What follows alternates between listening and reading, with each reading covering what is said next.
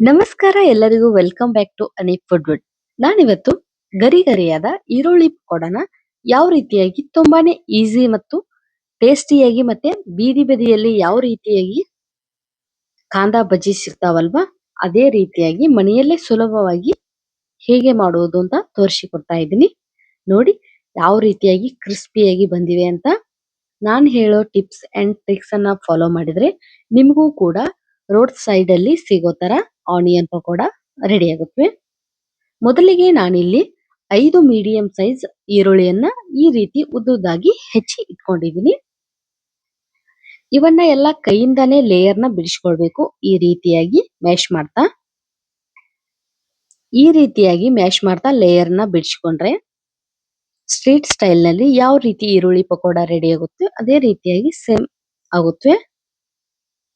ನೋಡಿ ಎಲ್ಲಾನು ಕೂಡ ಬಿಡಿಸ್ಕೊಂಡಾಯ್ತು. ಚಿಟಿಕೆ ಹಿಂಗನ್ನ ಈ ಹಂತದಲ್ಲೇ ಸೇರಿಸ್ಕೊಳ್ಬೇಕು.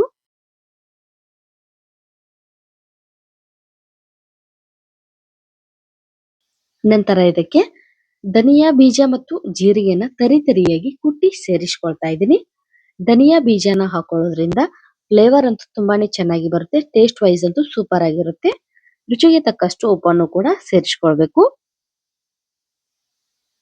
ನಂತರ ಖಾರಕ್ಕೆ ತಕ್ಕನಾಗೆ ಅಚ್ಚ ಖಾರದ ಪುಡಿ ಸ್ವಲ್ಪನೇ ಸೇರಿಸ್ಕೊಳ್ತಾ ಇದ್ದೀನಿ. ನಿಮ್ಮ ಖಾರಕ್ಕೆ ಅನುಗುಣವಾಗಿ ಸೇರಿಸ್ಕೊಳ್ಬಹುದು. ಎಲ್ಲಾನು ಸೇರಿಸಿದ್ದಾದ್ಮೇಲೆ ಒಮ್ಮೆ ಎಲ್ಲಾನು ಕೂಡ ಮಿಕ್ಸ್ ಮಾಡ್ಕೊಳ್ಬೇಕು. ಈರುಳ್ಳಿಯಲ್ಲೇ ಜಾಸ್ತಿ ನೀರಿನ ಅಂಶ ಇರೋದ್ರಿಂದ ಹೆಚ್ಚಿಗೆ ನೀರನ್ನ ಹಾಕುವ ಅವಶ್ಯಕತೆ ಇಲ್ಲ. ಅವಶ್ಯಕತೆ ಬಿದ್ರೆ ಮಾತ್ರ ನೀರನ್ನ ಹಾಕೊಳ್ಬೇಕು. ಈ ರೀತಿಯಾಗಿ ಮತ್ತೊಮ್ಮೆ ಕೈಯಿಂದ ಎಲ್ಲಾನು ಕೂಡ ಚೆನ್ನಾಗಿ ಮ್ಯಾಶ್ ಮಾಡ್ಕೊಳ್ಬೇಕು.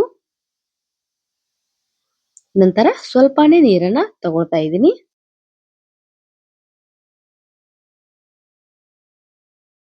ಇದಕ್ಕೆ ಅರ್ಧ ಬೌಲ್ ಆಗುವಷ್ಟು ಕಡಲೆ ಹಿಟ್ಟನ್ನ ಸೇರಿಸ್ಕೊಳ್ತಾ ಇದ್ದೀನಿ. ಹಸಿ ಕಡಲೆ ಹಿಟ್ಟನ್ನ ಇದಕ್ಕೆ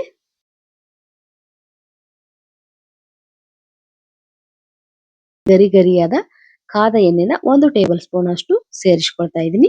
ಎಲ್ಲಾನು ಚೆನ್ನಾಗಿ ಕೈನಿಂದಾನೇ ಮಿಕ್ಸ್ ಮಾಡ್ಕೊಳ್ಬೇಕು.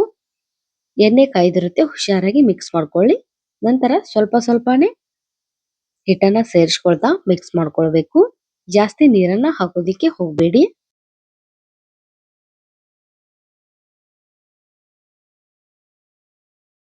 ಇದಕ್ಕೆ ಸೀಕ್ರೆಟ್ ಪದಾರ್ಥ ಅಂದ್ರೆ 1 ಟೇಬಲ್ ಸ್ಪೂನ್ ಆಗುವಷ್ಟು ಜೋಳದ ಹಿಟ್ಟನ್ನ ಸೇರಿಸ್ಕೊಳ್ಬೇಕು. ಜೋಳದ ಹಿಟ್ಟನ್ನ ಸೇರಿಸ್ಕೊಳ್ಳೋದ್ರಿಂದ ಈರುಳ್ಳಿ ಪಕೋಡ ತುಂಬಾನೇ ಚೆನ್ನಾಗಿ ಬರುತ್ತೆ ಮತ್ತು ರೋಡ್ ಸೈಡ್ ಅಲ್ಲಿ ಯಾವ ರೀತಿಯಾಗಿ ಬರುತ್ತೆ ಅದೇ ರೀತಿ ಟೇಸ್ಟ್ ಅಲ್ಲಿ ಬರುತ್ತೆ. ನೋಡಿ ಇವಾಗ ಈ ರೀತಿಯಾಗಿ ಹದವಾಗಿ ರೆಡಿ ಮಾಡಿ ಇಟ್ಕೊಳ್ಬೇಕು. ಇದು ನೆನೆಯೋ ಅವಶ್ಯಕತೆ ಇಲ್ಲ. ಕೈಯನ್ನ ಸ್ವಲ್ಪ ಒದ್ದೆ ಮಾಡಿಕೊಂಡು ಈ ರೀತಿಯಾಗಿ ಚಪ್ಪಟೆಯಾಗಿ ಈರುಳ್ಳಿ ಪಕೋಡನ ಹಾಕೊಳ್ಬೇಕು. ಈ ಕಡೆ ಬಾಣಲೆಯಲ್ಲಿ ಎಣ್ಣೆ ಕೂಡ ಬಿಸಿಯಾಗಿದೆ. ಕಾದ ಎಣ್ಣೆಗೆ ಚಪ್ಪಟೆ ಆಕಾರ ಮಾಡಿಕೊಂಡು ಈ ರೀತಿಯಾಗಿ ಒಂದೊಂದೇ ಬಜ್ಜಿನ ಬಿಡ್ತಾ ಹೋಗ್ಬೇಕು.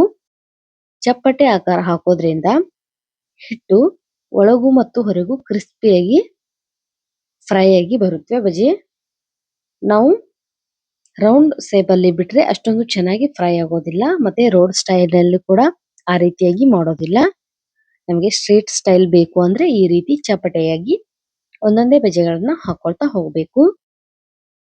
ಉರಿ ಮಾತ್ರ ಲೋ ಟು ಮೀಡಿಯಂ ಫ್ಲೇಮ್ ನಲ್ಲೇ ಇರಬೇಕು. ಈರುಳ್ಳಿ ಎಲ್ಲ ಕಲರ್ ಚೇಂಜ್ ಆಗುವವರೆಗೂ ಗೋಲ್ಡನ್ ಬ್ರೌನ್ ಕಲರ್ ಬರೋವರೆಗೂ ಚೆನ್ನಾಗಿ ಊರಿನ ಮೀಡಿಯಂ ಫ್ಲೇಮ್ ನಲ್ಲೇ ಫ್ರೈ ಮಾಡ್ಕೊಳ್ತಿರ್ಬೇಕು. ಈ ರೀತಿಯಾಗಿ ಮಧ್ಯ ಮಧ್ಯ ತಿರುವಿ ಹಾಕೊಳ್ತಾ ಇರಬೇಕು. ನೋಡಿ ಇವಾಗ ಆಲ್ಮೋಸ್ಟ್ ಫ್ರೈ ಆದವು.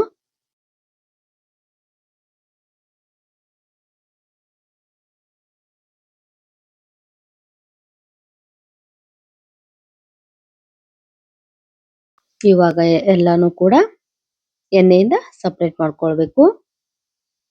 ಗೋಲ್ಡನ್ ಕಲರ್ ಬಂದಿದೆ. ಇವಾಗ ಎಣ್ಣೆಯಿಂದ ಇದನ್ನ ಸಪರೇಟ್ ಮಾಡ್ಕೊಳ್ಬೇಕು. ಈ ವೆದರ್ಗಂತೂ ಸಾಯಂಕಾಲ ಟೀ ಸ್ನಾಕ್ಸ್ ಗಂತೂ ಸೂಪರ್ ಆಗಿರುತ್ತೆ. ನೋಡಿ ಎಷ್ಟೊಂದು ಗರಿ ಗರಿಯಾಗಿ ಸೇಮ್ ಸ್ಟ್ರೀಟ್ ಸ್ಟೈಲ್ ನಲ್ಲಿ ಯಾವ ರೀತಿ ಕಾಂದಾ ಬಜ್ಜಿಯನ್ನ ಕೊಡ್ತಾರೆ ಅದೇ ರೀತಿಯಾಗಿದೆ ಆಗಿದೆ. ಯಾವತ್ತೂ ಈ ರೀತಿಯಾಗಿ ಟ್ರೈ ಮಾಡಿಲ್ಲ ಅಂದ್ರೆ ಮಾಡಿ ನೋಡಿ. ಫಸ್ಟ್ ಟೈಮ್ ಮಾಡೋರಿದ್ರು ಕೂಡ ತುಂಬಾನೇ ಚೆನ್ನಾಗಿ ಮತ್ತೆ ಟೇಸ್ಟಿಯಾಗಿ ಬರುತ್ತೆ. Keep watching video. Thank you.